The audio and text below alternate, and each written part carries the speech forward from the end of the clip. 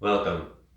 This series of postures is a yin yoga version of a moon salutation. It's a flower ring sequence which begins with hand to big toe pose and then low flying dragon, half butterfly pose.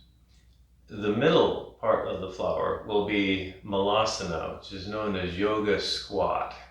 And then we'll do the other sides of the asymmetrical postures. We'll end with a little integration and shavasana. So useful props for hand to big toe pose. Some sort of strap might be useful. Maybe a belt, maybe an old t-shirt, maybe a towel. And for the other postures, maybe for dragon, for the yoga squat, some sort of support like a block or some books. And also soft padding to take care of uncomfortable pressure points such as a few blankets and a few pillows. The theme for class is a term known as impermanence.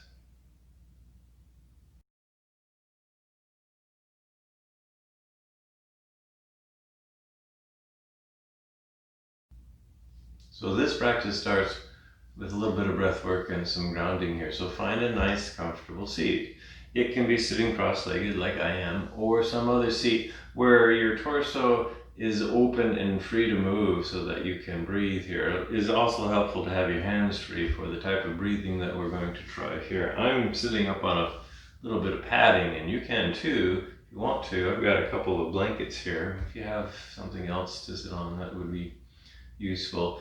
In other words, always allow yourself to take some time to settle here and become aware of your seat and how you're seated and how you feel about this. And maybe there's something that can change and can improve here to make you feel a little bit better about how you sit here. And then at some point, give yourself permission to just soften the tension in your face. Allow yourself to be in the present moment. Postpone the past, postpone the future. Allow the present moment to be the only thing that exists, because that is reality here. And notice your breathing. Notice your inhales. Notice the cycling of your exhales. For some of you, it might be perceptive enough to even notice your circulation, your pulse. And if you can, maybe notice that. It takes a little bit of stillness and quiet. But if you can't notice your own blood circulation, then the breath is definitely something that can be noticed, and that's why it's sort of our anchor for keeping us in the present here. Today we'll try a little bit of complicated breathing called alternate nostril breathing. I will demonstrate the traditional form of this, which is rather complicated. So if this gets too complicated, there are simpler versions to do here. First, you want to make sure that you can breathe. So roll your spine and torso nice and long. Maybe roll your shoulders up and back and slightly tuck your chin to create more space in your airway to make it easier to breathe. And then we'll cultivate mental focus to make it more complicated here. So alternate nostril breathing is just like it sounds, is we're changing our mental focus from one side, one nostril, one side of the body, to other nostril and the other, breathing on the other side of the body here. So you take your right hand and take your thumb and place your thumb on the right side of your nose here. Take your index and your middle finger and you'll place that in the space in between your eyes. And then you'll take your ring finger and your pinky finger will just kind of hang out. Your ring finger will be placed on the left side of your nose. So your thumb and the ring finger will be doing this. The two middle fingers will be up here. But once I do this, I'm covering my face and you can't see what I'm up to. But right, I've got my, and I'm going to use these fingers to plug off either side of my nose. So if you have a runny nose, obviously this is not going to work, which means you just fake it. Yeah, that's good enough here. But if your nose are clear, you can maybe try this here. So thumb on the right side, ring finger on the left side of the nose, and the two fingers that are left are on your forehead here. Your left hand can just hang out your left thigh, Or maybe even take a mudra. You can take prana mudra or something here. Maybe take a few clearing breaths where you're not plugging your nose up yet here. And then after your next exhale, close the right side of your nose with your thumb, lightly. Not a lot of pressure, just so you can't breathe through the right nostril. And then inhale through the left nostril. Close the left nostril off, open up the right nostril, and then exhale through the right nostril. And then inhale through the right nostril. Close the right nostril off with the thumb, open up the left nostril, exhale. And then inhale through the left nostril. Close the left nostril off. Right side of the nose is open. Exhale. And then inhale through the right side. Close the right side, open the left. Exhale through the left. And then inhale through the left. Close the left off, open the right. Exhale through the right, inhale through the light. And just continue this at your own pace. And don't worry about messing up. If you lose track of where you're at, you just start over. And if this ends up being kind of too complicated, then maybe take your hand down and just switch your mental focus. Let both nostrils be open, but do a breath cycle like an exhale and inhale on the left side, and then switch over, exhale, inhale on the right side, and just allow your mental focus to switch back and forth here. And we'll continue this for a few more breaths here. The idea is to cultivate mental focus with all of this little details of closing off one side of the nose and closing off the other side of the nose. And to create mental focus by switching from one side of the body that's doing the breathing, and then to the other side of the body that's doing the breathing here. And this is to create balance and to notice the shifting change between nostrils here. So maybe one more cycle if you're still trying to do this.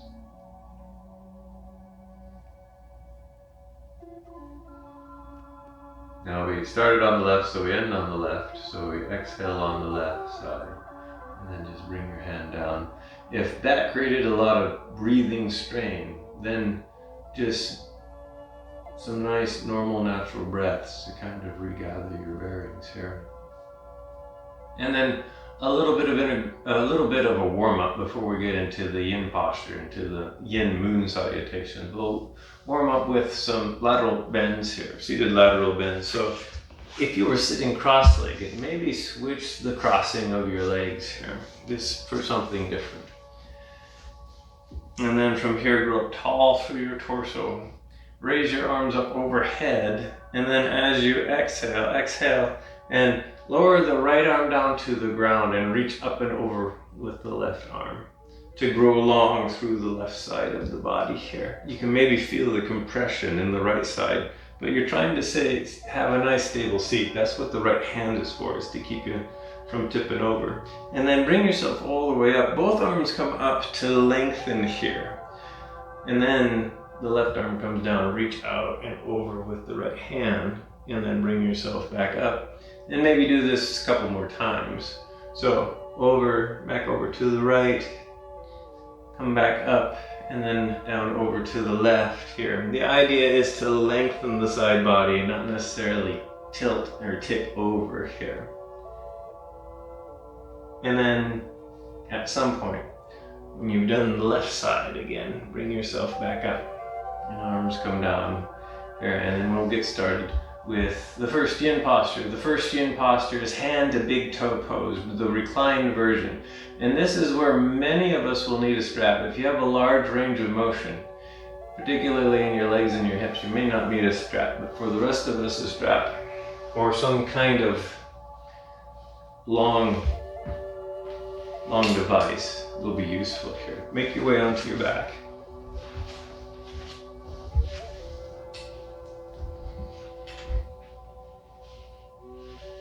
And before we use the strap, let's just do a little bit of yang work here. Let's do reclined mountain pose here. Reclined mountain pose is lengthen out through both legs. Press your heels towards the wall in front of you.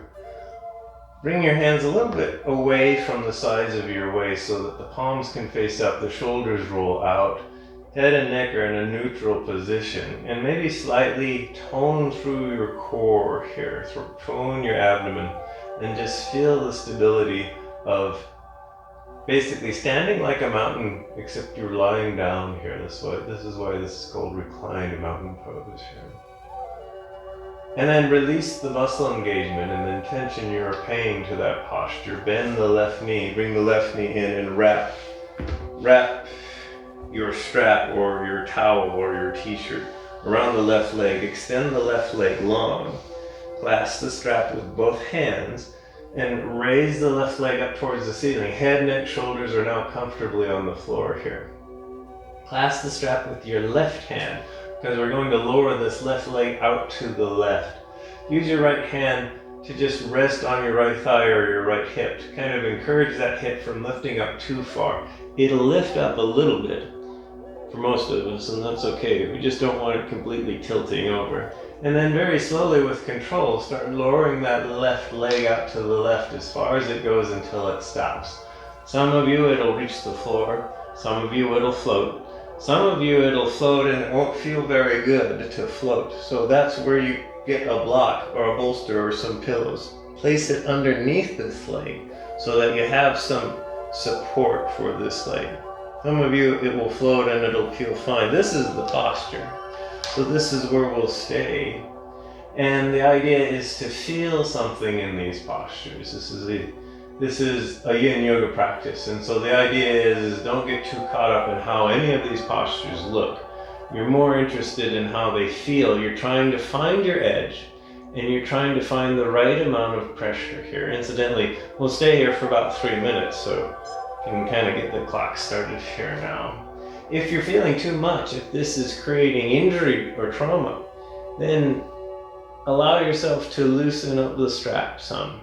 If you're not feeling anything, if you're just kind of like hanging out and you could take a nap here for an hour, then maybe hike up that foot until you are feeling something somewhere, something finding its stopping point, the pressure, the traction here.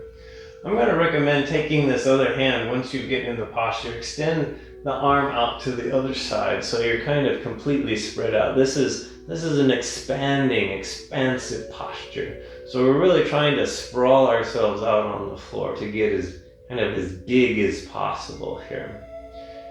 If it's okay with your head and your neck, you can turn and look over to the right here.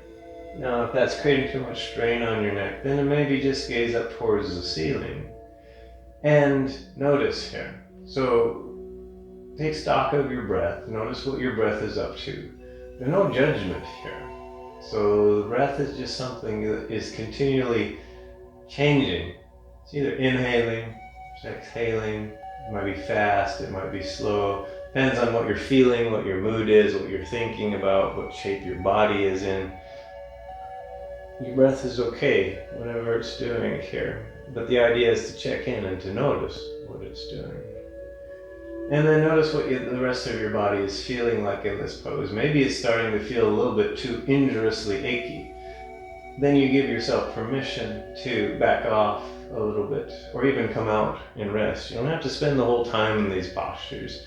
Or you can spend more time if you want to. If you want to spend 5 minutes here, then you just ignore the video or pause the video while you're doing this here. Otherwise, we have about another minute left here. So I'll talk a little bit about the 3 principles, the 3 mechanics. The first principle is called finding your edge. Since we're all different, all unique, our edge, the place where we stop and we feel something, is different. So our edge is where we move ourselves into a posture. We find a place where we start to feel some resistance, some traction, some pressure. And then we stay there, whatever that is for us. And we might have to get creative with modifications and variations to find something that does actually fit us here. Again, if you're particularly flexible, you might not need this strap. You could probably just grab the big toe of your foot here. Some of us, maybe we need quite a bit of length in our strap. Maybe we need a micro bend in that knee here. So this is all part of finding the edge here. Second principle is called stillness. Once we've found an appropriate edge for us, then we allow ourselves to stay for a while. This means not jumping in and out of the posture, but trying to stay still, making adjustments as needed, allowing for going deeper or for coming out, but otherwise just residing, just being for a while. This is challenging. It takes patience. And what we notice is that we aren't really still. Even though our bodies are still, our minds are changing. They're changing and racing here. And then the final principle is time. We spent enough time in this posture. So on your next inhale, use the power of the inhale to slowly bring that left leg all the way back up towards the ceiling. Maybe grab the strap with both hands and pull that left leg in for just a moment. Pause, and then bend the left knee. Release the strap. Release the left leg. Maybe give the left knee a hug. Kind of thank it for that work. And then maybe wiggle that leg around to get some feeling back into it and to work out the stagnation of that leg. Maybe both legs move around. Maybe you do a little bit of wiggling here. Now that we're out of the pose, we can do some motion to just feel, to reverberate here. And then at some point, bend both knees, roll over to one side, bring yourself up to seated. The next yin posture is called low flying dragon. Now we can start out in dragon, or we can start out in upside down dragon, or we can go right into low flying dragon. But to come into dragon, you'll make your way onto hands and knees. And then from hands and knees, you bring the left foot up in between your hands. Inch the right knee back.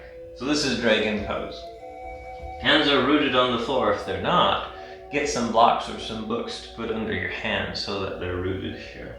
You might need extra padding under that back knee or shin to keep painful pressure out of that joint here. If it's not painful, if it's just a little bit of noticeable pressure, then maybe you don't need extra padding. So start off in basic dragon. Now if this is painful, this basic dragon posture, the alternative is upside down dragon. And upside down dragon is, well, you make your way gently onto your back again. Bring the left leg in again, right leg is straight. Either hug the left knee in towards your left armpit. Maybe that's enough.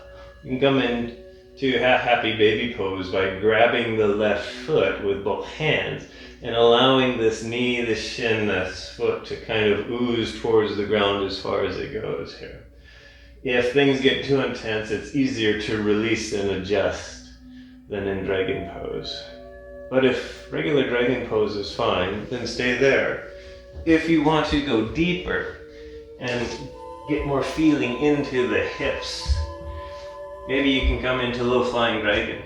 And low flying dragon is to take this left foot, move it over to the left side, sweep the left arm on the inside of this leg here.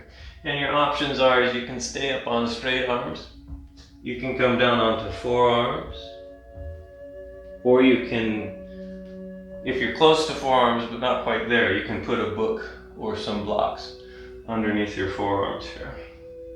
So if this is too deep, if this creates pain but dragon was fine, maybe just come back to regular dragon. Some other options for extra flexible folks is you can wing this knee up to the side, come off to the side of the left foot, just as far as you go here. For some people that might actually feel better than trying to keep this foot flat on the ground. Other things that you can do is you can move that foot out to the side, the toes to point out to the side too. In other words, adjust for your unique build here in this posture. It should be obvious. The idea here is to kind of stretch out the fascia here in through the psoas and the thigh, and also get a nice hip opener here on this side of the leg. This is why it's called dragon, because it's a bit much for a lot of us here. But we only have about 3 or 4 more breaths here on this side of dragon. So maybe just soften here. and just reside and be, and notice your experience. Notice how it might change. That's actually the theme of class, is the nature of change, which a more formal word is called impermanence. But impermanence means that it's a fundamental quality of the present moment, of the state of being, is that it is actually always changing. It's something that we have a lot of difficulty with in our life philosophy. We often don't want things to change, and that often creates a lot of suffering here. But we would like this pose to change. So if you're in dragon, you can come out of dragon. If you're in low flying dragon, maybe come back into basic dragon here. And then from basic dragon, slowly make your way out. Maybe you can extend the front leg long just to lengthen it. That might feel good. At some point, come back onto hands and knees. And when you get back onto hands and knees, maybe a few cat and cows here. So nice stable table pose.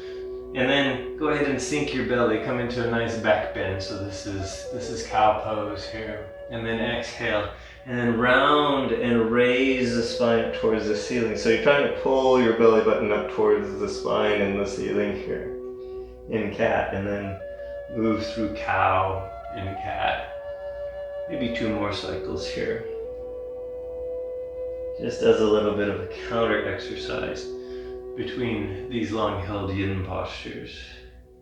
And then when you get finished with that, you get set up for the next yin posture, which is a modified form of half butterfly pose. So if you have a lot of stiffness in the backs of your leg or your low back, you might want to sit up on some height again. And then sit with legs out in front. So for this version of half butterfly, we'll take the right legs, it will be extended, and then bring it out to the right, kind of as far as it will go. Pretty wide here. And then bend the left knee and bring the left heel in slowly until it stops, wherever that might be for you. If this left knee is floating and it needs some support, then by all means put some support underneath it. If this right knee needs to bend a bit, then do that here. So this is kind of the legs for the half butterfly pose. Normally, when I teach half butterfly, I have people fold directly over the right leg. This time, we're going to fold forward kind of in between the right leg and the left leg. So you can either just stay here, but if you'd like to include the forward fold, then begin to fold forward. And since this is yin, relax the muscles in your torso. Let your spine actually round so that you know that your muscles are relaxed. And you just go as far as you go until you stop here. And then we'll stay here. A few minutes on this side here. You can get as many props as you want to and build a platform underneath your torso. If you folded forward, you stopped, and that hanging in midair feels really, really unstable, then stabilize it with some props. Otherwise, you just stay there, hanging in midair, or you begin to melt closer towards the floor. So we're all going to, again, look different in this manifestation of the posture. By the way, if this particular version is painful, and you like the other version where you fold over the right leg, then by all means fold over the right leg. Bring the right leg back and just fold over the right leg. Find your version of it. I'm just showing you a slightly different way of doing the posture, and you'll notice if you've been practicing these poses for a while that you'll get different sensations by just moving the legs around here. So we'll stay here for a couple more minutes, and I'll start to explain this idea of impermanence. But I'm going to start out talking about the moon. So today I'm recording this video on the day of the new moon. So it's the beginning of a new cycle for moon phases. And I bring this up, I like the new moon. I like to talk about the new moon because it's pretty often a time when you can't see the moon. So most of us don't really think about the moon during the new moon. The new moon only shows up very rarely in a spectacular fashion when there's a total solar eclipse, but other than that, we don't really notice when there's a new moon around. We notice the moon in all its other phases if and when we look up in the sky. But the new moon we don't often notice, and the moon is a good reminder to us about this idea that everything is always changing. If you watch the moon, if you actually pay attention to the moon over its monthly cycle, you will notice that every night, slightly different phase, every night a slightly different position. So what it's telling you, the story the moon is always telling us, is everything is always changing. And it's there, it's been there, it's been this very, very noble and long-term storyteller that is always trying to remind, and we need to be reminded because we kind of forget about this. But things are constantly changing, they're always changing. And that's kind of the story of impermanence. That's something that we all begin to learn about as we get older, is the inherent quality of life, of existence, is that everything is always changing. It has to. We kind of want things to stay the same, but the more we think about it, we realize that wouldn't be a good idea if everything stayed exactly the same. Here, it actually needs to change. The universe, in order to maintain stability, has to change, and the moon is telling us this. If only we would notice the moon, notice the changes in where it's at in its phases here. We're done with this side of half butterfly, so if you folded forward, slowly bring yourself all the way up, and then bring this left knee up, extend the left leg out, maybe slowly bring the right leg back, and maybe do some slow point and flex maneuvers with the feet to work out the achiness. You can bob your knees up and down and shake them from side to side here. And then we've done 3 asymmetrical postures. I haven't forgotten about the other side. We're getting to them. We're gotten to the middle of the flower, to the middle of this yin moon salutation. And the middle is a yoga squat. The Sanskrit name is Malasana here. So in order to come into a squat, I would recommend bringing your feet out wide, about shoulder width or wider. Turn the toes out, bend the knees out to either side, and then just sit down into a squat. For some of you, this will be easy. For me, it's not so easy. This is a yang posture. I have to intensely engage muscles to keep from falling over here. You can clasp your hands like this, but I'm not going to stay here like this. Otherwise, I wouldn't be practicing yin. I need support. And so I'm going to grab a block.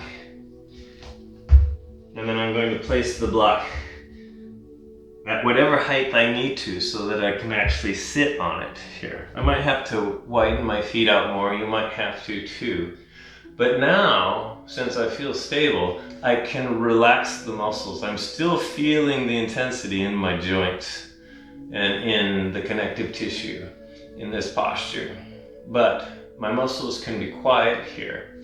And then if I want a little bit more of a hip opener, I can take my hands, place them together, and then just kind of come into nice prayer position. I get a little bit of a wrist work here with my hands. You can also like do this if you want to get wrist pressure in the opposite direction. And you can kind of keep your torso up as high as you want to. We just did a forward fold. You can fold forward if you wish, but if you're tired of forward folding for a while, then maybe just keep your torso nice and open here. Some of you might not need any props. You can just stay here naturally. Some of us, this is impossible to get even here. So an alternative to this position is wide-legged child's pose. If you're trying this squat and you're saying, yeah, not happening, then I would say, come on to all fours. Just do a wide-legged child's pose. So bring your knees wide. Sit your hips back towards your heels and lower your torso down as far as it goes. If it doesn't make it all the way to the ground, put stuff put padding underneath it so you can rest your torso and your hips on the padding here. This is a slightly different version, but you're getting into similar areas of the hips with the wide-legged child's pose as you are with the squat here. So we'll stay here for maybe another minute or so. But you can give yourself a chance to come out whenever you would like and just take a moment to notice the changes that happen even when you're still. And if you're not noticing any changes in your body, you're still cycling through your breath. Your breath is a mini moon cycle. It's going through all of its moon phases in one cycle. The other thing that's also changing is your brain. So the thoughts that you're having, they're constantly changing, even if your body is still here. And for most of us, that makes us uncomfortable to notice the rapidly changing dynamics of our own thoughts. But that's the nature of thinking. That's the nature of mind, is to begin to notice that this is normal, particularly for us humans here. So maybe 3 more breaths here.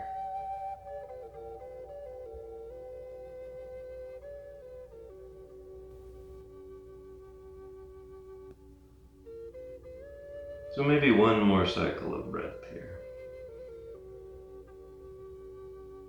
And then when you're ready, slowly release your yoga squat. You can either roll forward, or you can roll back, or if you were sitting on a prop, maybe gently stand up into a forward fold, and then at some point work out the kinks. Maybe you want to lengthen your legs out just to work out the stagnation that was building up in the joints of that posture here.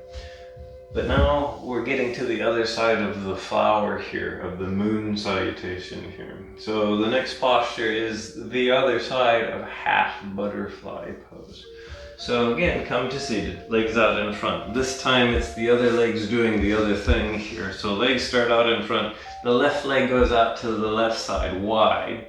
Right knee bends, right ankle comes in as far as it goes until something says no, it won't go anymore.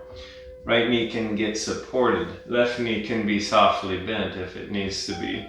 And then from here, if you just want the hip opener, you can just stay upright with a nice neutral spine. But if you would like the forward fold, then you can put your hands on the ground and just kind of walk yourself forward as far as you go until you don't go anymore, wherever that is for you. So your version of this forward fold. Find something that works for your body. Allow yourself to stay there for a while. And then notice how subtly things change.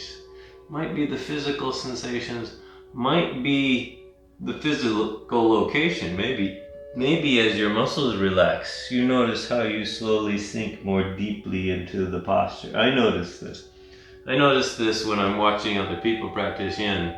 If they stay in a yin posture for several minutes, I can actually see them sink down in there. So you're noticing how things change and how they don't last here.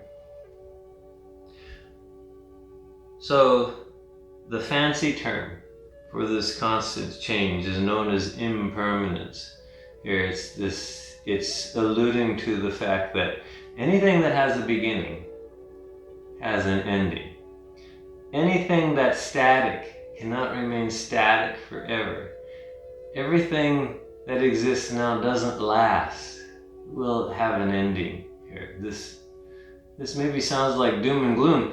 This is, although inherently, what's going on in nature. So these yoga postures, they have a beginning. We stay here for a while. We're halfway through this one, so we have another minute and a half to stay here. But the yoga posture will have an ending. Even though we're holding these for a long time, it won't last forever. This is true of everything else in the universe. Stars.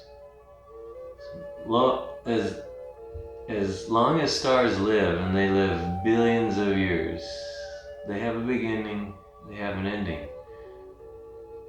Galaxies have a beginning and have an ending. The time scales are so long that we can think of stars and galaxies as lasting forever, as being eternal. And even they begin and end. And ultimately what we realize is we ourselves have a beginning, we have an existence, and we have an ending. And it's this idea that really bothers us. It creates a lot of suffering. Now, if you're not liking a particular yin posture, you might be suffering right now, but when you realize that there's an end to the yin posture, that might make you feel better. It's like, oh good, we don't have to stay here forever. And indeed we don't, so we only have a couple more breaths here before we need to come out. But when you're ready to come out, you'll plant your hands and use your hands and your arms to slowly lift yourself up out of the forward fold. If you're feeling a little bit achy in the torso, maybe do some twists here in the torso. Or maybe it's the legs and the hips that feel kind of achy. So slowly bring the legs and the hips out of this posture. You can bob your knees up and down, point and flex your toes and feet a few times. And then we'll get set up for the next yin posture. It's the other side of dragon pose. So pick your version of dragon. It can be, if dragon is too much of a dragon, it can be upside down dragon. In which case the left knee is long, the right knee is in. And then you can maybe go into half happy baby pose here. Otherwise, if you're gonna try regular dragon, make your way onto hands and knees. And then it's the right foot that comes up in between the hands, in the left leg back here. And feel free to use as much padding as you need on this side. Dragon is good enough, so if this is already intense, then give yourself permission to stay here. If you're wanting a little bit more oomph in the hips, then maybe try low flying dragon. So you bring this right foot over to the right, bring the right arm on the inside, and then find how low you want your torso to go. So you can stay up on straight arms or come down onto forearms. And then settle yourself into this side of dragon here. Notice your breath. Give yourself a chance to notice your other sensations, your physical ones, but also the mental and the emotional ones. What you will notice is even in these slow moving postures, something is moving, something is changing. And for us in our modern culture, it's usually our brain that's doing that here. And you can notice, you can just notice the changes. When you notice that, come back to what's physically going on in the postures here. And we'll stay here for a little while longer here.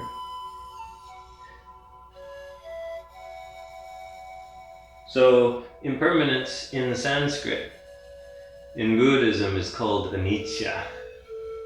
So that's another fancy term for this idea that everything changes and we change. For whatever reason, we inherently are resistant to change, except if it's change that pleases our ego. But what we have to realize is if there was no change taking place, then we wouldn't even be here. We wouldn't have been born, we wouldn't have grown up from children, we wouldn't have learned and experienced the things we did because nothing was ever changing. And it's only through change that we become maybe more complete, more whole human beings, have this experience of existence, is because of change. And so it's maybe something that we shouldn't be too quick to feel is a bad thing. What happens in our life though is change just takes many forms. It takes forms that in ways that we like, in ways that we don't like. But one thing that we know for certain is that change will be there. This idea of impermanence, that things are born and eventually things will go away. This gets this idea gets us back to the moon. So the moon is displaying this property every single month. So it begins on the new moon, which is today. Today is the new moon. And then it begins to grow, its phases grow until it becomes the full moon. And then from the full moon it wanes, and the phases slowly disappear until it finally becomes an old moon, but the old moon is the same as a new moon. It disappears, it ends itself, ends its monthly cycle, and begins a new one here. One more breath here in dragon. If you're in low flying dragon, slowly bring yourself up, maybe torso first. And then slowly make your way out of dragon, however you would like. Maybe you want to stretch that front leg here.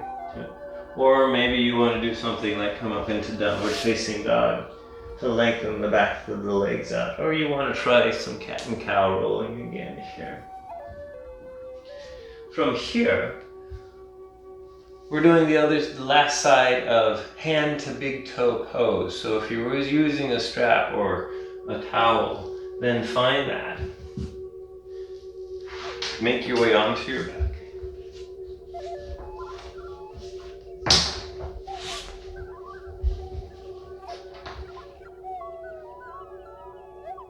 And then bend the right knee, draw the right knee into your torso. Wrap the strap around the end, bottom of your right foot. Extend your right leg long. Clasp the strap with your right hand. Take your left hand, place it on your left hip. Initially, head, torso rested comfortably on the ground, and raise the right leg up until it won't go anymore. And then begin to lower the right leg over to the right, just as far as it goes. It might float, it might reach the floor, it might rest on a prop here. Left arm is out, like an outrigger position. If it's okay with your head, maybe look and gaze down that left arm. And then decide how much you're feeling and if you need to adjust something. So that you're feeling something, but it's not injurious, it's not painful here. So maybe to let go of the strap a little bit, or maybe you have to tighten the strap up. Or maybe on this side, you can actually reach that toe with your right fingers here. And then when you get here, settle here for a couple more minutes.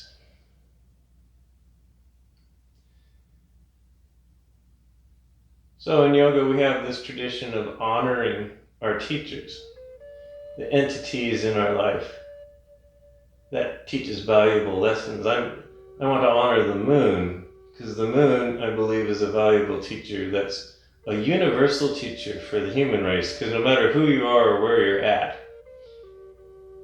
the moon is always there, teaching us about the lesson of impermanence. Every single month, it goes through its phases and it changes position in the sky. Go out every night at the same time, look at where the moon is and what phase it's in. You'll notice that it's in a different place in a different phase every night. So it's constantly changing.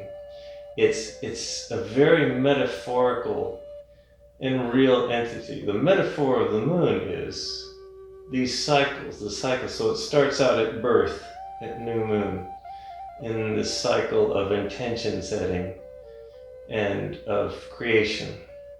And then it begins to build itself. So as it moves from new moon to full moon, it's going through and setting the example of what one needs to do to develop from birth, to develop one's intention. And then when it reaches full moon, that's the full manifestation of its phase. We see the full face of the moon. We can stand back and we can say, okay, this is what the birth and the intentions have been leading to. In our culture, I think we can all understand these parts of the phases of the moon. And then it's the hard part. The hard part is when the moon wanes and returns back to the new moon. So this is the letting go of the manifestation. This is the letting go of all the goals and successes and achievements and dreams that we have and desire in our existence.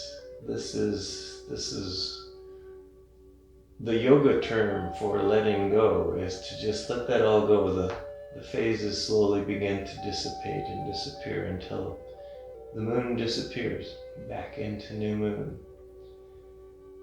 One more breath here. And then on your next inhale, and bring that right leg all the way back up to center. Maybe hold this just for a breath here. And then bend the right knee, release the strap. That's the end of the yin moon salutation. A little bit of integration before we move into Shavasana here. So bend both knees. Bring your feet together and allow both knees to lower out to either side. This is reclined butterfly pose. We're only here for a few breaths. And then just allow yourself to kind of release and notice the reverberation from all the other postures. We've got to both sides of the asymmetrical postures. So now maybe we feel a little bit of balance restored here. One more breath here in reclined butterfly pose. And then bring your knees up back together and bring your knees in towards your torso. Give your knees a nice hug. We'll do a spinal twist to either side here. So with knees together, lower both knees over to your right. Let your left shoulder drift back towards the floor so that you know you're in a spinal twist. Maybe arms come out in a T position here. And you can look down that left arm just for 2 or 3 breaths here as you settle. So one more breath here, and then on your next inhale, bring your knees back up to center. And then slowly begin to lower them to the other side. And as you do, if it's okay with your neck, gaze down the right arm here. And just stay here for 1 or 2 more breaths. And then on your next inhale, bring your knees back up to center. Give your knees a final hug and make any kind of final movements before you move into your final resting posture. So this is the last position we'll take during this practice. And it can be traditional Shavasana, which is just lying on the floor, arms and legs extended like this. It can be seated in comfortable meditation position, can be your favorite restorative posture. I'm going to suggest reclined 5-pointed star pose. So for reclined 5-pointed star pose, it's similar to Shavasana, only arms are out in a T position. And maybe legs are pretty spread, like 2.5 feet or so from each other here. Just to be expansive here, if you have the floor space at home to do this here. Remember, you got other options too. If your head, neck uncomfortable, you got pillows and blankets handy. If you're cold, cover yourself with a blanket. If you need a pillow under your head, then a pillow underneath your head here. And then from here, give yourself permission to just to let go, to be that last set of moon phases. To let go of all of the goals, of all of the pressure, and allow yourself to simply exist. Maybe slowly melt and become one with the floor here. So release the tension in your face, the tension in your muscles, in your feet and your legs, your hands and your arms. Soften your entire torso here. And maybe give up this idea of what you think Shavasana and this last resting pose should be. Maybe you think it should be all kind of like ultimate Zen and some kind of perfect yogi state of awakeness. And what most of us realize is that's not going to happen. We're here, we're trying to soften. Our mind is racing.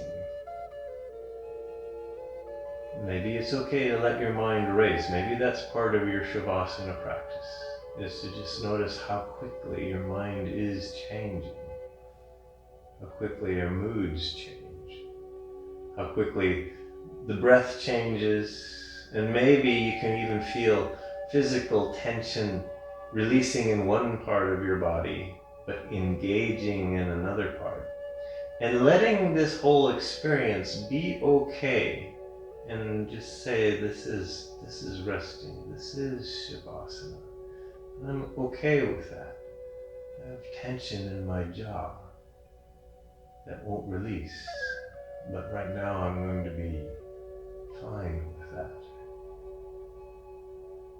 I'm going to let the dynamic change of this present moment be acceptable to me, at least for a little while.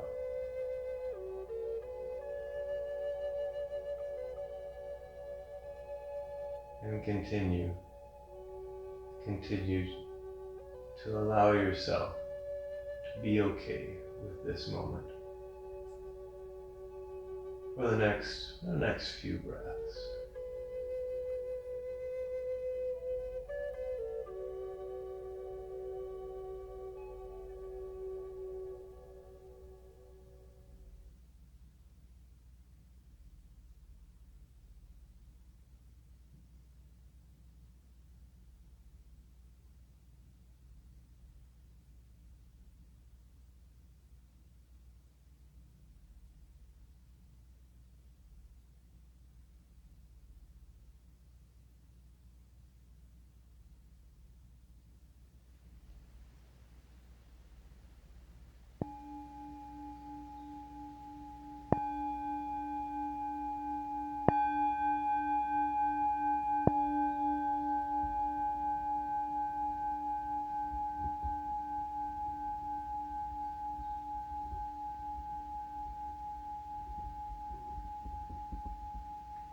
Begin to deepen your breath.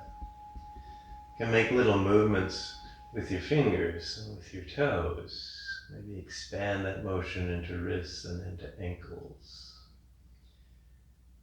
Make little motions with your head and your neck, with arms and with legs. At some point, when you're feeling ready, gently bend your knees and then draw your knees into your torso.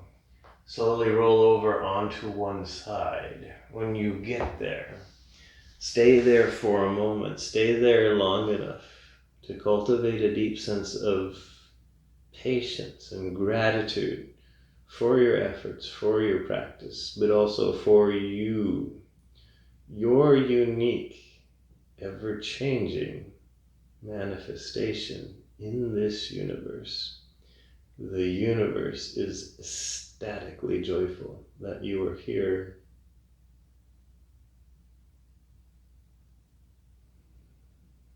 And then when you're ready, bring yourself up and find a comfortable seat. When you're feeling stable, when you feel secure, grow your spine long, make sure you can breathe, bring your hands together at heart center. I'll end this practice with an Om. You can either join in or just listen.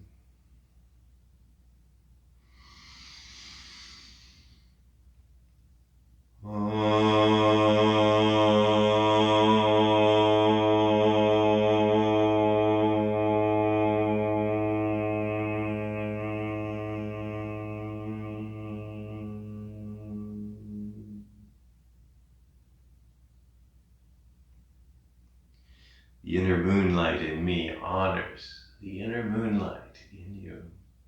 Namaste.